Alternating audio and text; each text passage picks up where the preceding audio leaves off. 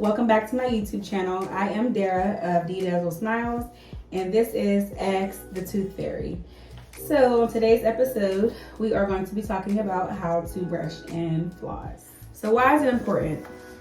So brushing and flossing, it just promotes daily oral hygiene, personal self-care, self-esteem. You know, you get that fuzzy feeling on your teeth. Well, that is called plaque. So toothbrushing, for one, you should brush your teeth at least twice a day, 3 maximum. If you're brushing more than that, you're at risk for wearing away your enamel, and you're also at risk for gum recession.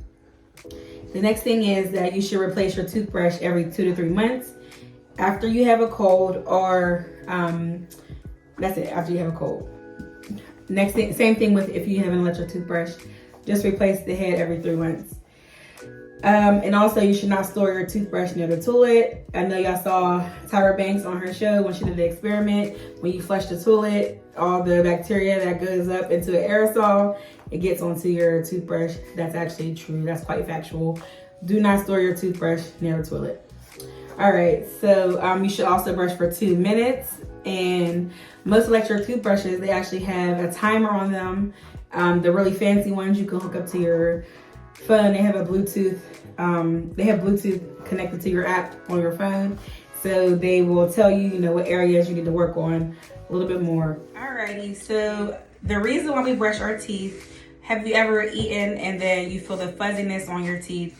So that is called plaque biofilm.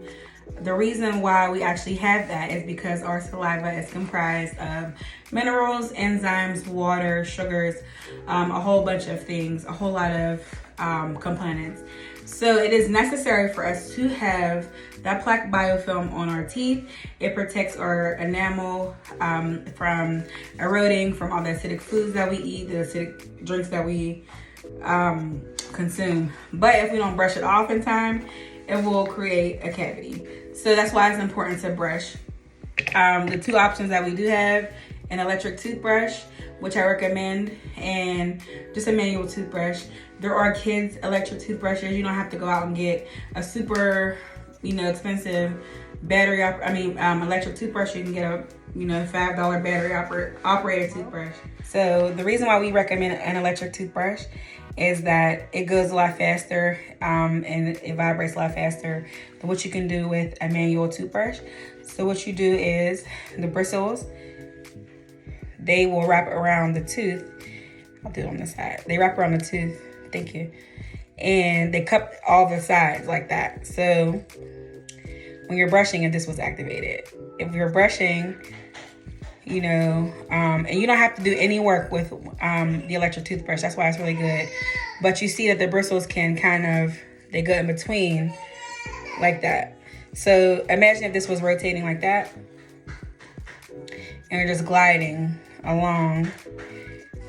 And like I said, most of the newer toothbrushes, they have the pressure sensor. Now, what a lot of us do is when we get here to the canine, this tooth right here, this is the canine.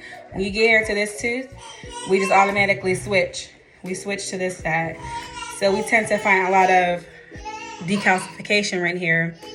And on these 4 teeth, these teeth right here, and also up here. So it's important that when you brush, you complete all the way to the midline. And then you switch. Okay? And also the same goes for on top. You want to make sure that you're completing all the surfaces. Bring it around to the midline, and then you switch. Because what you're going to notice is that you're going to have a lot of plaque buildup. If you run your tongue along your canine, you're going to notice that you have a lot of plaque buildup on these teeth, the front of your teeth, because you're really just missing. It's a habit. It's we're creatures of habit.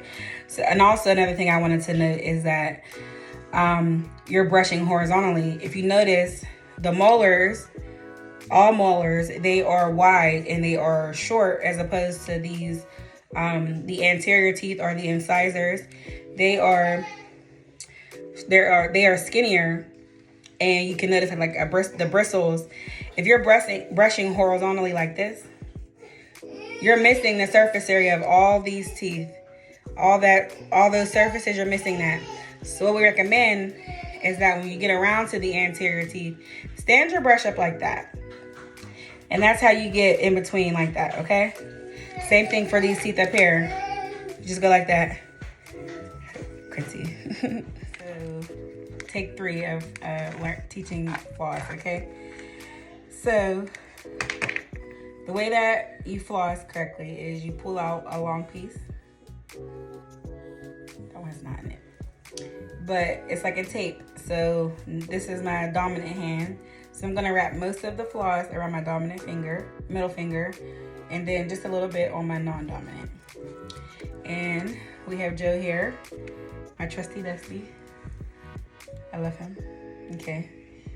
And we are going to go down, slide down the tooth. So it's like drying your back off with a towel. You know how you shimmy, you go up and down like that. So that's how the tooth is. So you go like this, you wrap it, and then you do this one, okay? And then when you're done, you wrap it around your non-dominant, and then you unwrap. So that's how it is with the point that I want to make about flossing is that you do not want to jam the floss way down into your teeth because you can destroy the gum tissue. It's really hard. It's really easy to do that when you have the teeth in the front that are straight. I was using the Reach floss right now, and it's really snappy, but I really like the Glide floss because it's nylon. So it has a lot of fabric in it, but it doesn't shred. So just remember that you're not supposed to jam the floss down into your gum tissue. You really want to follow the curve of the tooth. Other methods that people use to floss. Some people have told me they like the water flosser. I'm really not a fan of the water pick, but it seems as though a lot of my patients have had success. I've seen from their 3-month appointments that they like the water pick. It does have different settings on it, and it flushes out the toxins from beneath the gums. It is messy and it can spray the mirror, so I've heard that they do it in the shower. What I would recommend, it does not replace flossing because you still need the tactile feeling of some type of fabric in between. If you don't like wax floss for however it makes you feel on your teeth, unwaxed floss, some people use it. I know some people who use yarn. It's completely up to you, but whatever you do, make sure you're cleaning in between your teeth. Most of our cavities like to start in between our teeth. We can tell who brushes their teeth and who brushes and flosses. And it's just it's plain and simple. There are a lot of things that we can tell about your body from your mouth. Thanks again for coming to my YouTube channel. Please like and subscribe and leave a comment below.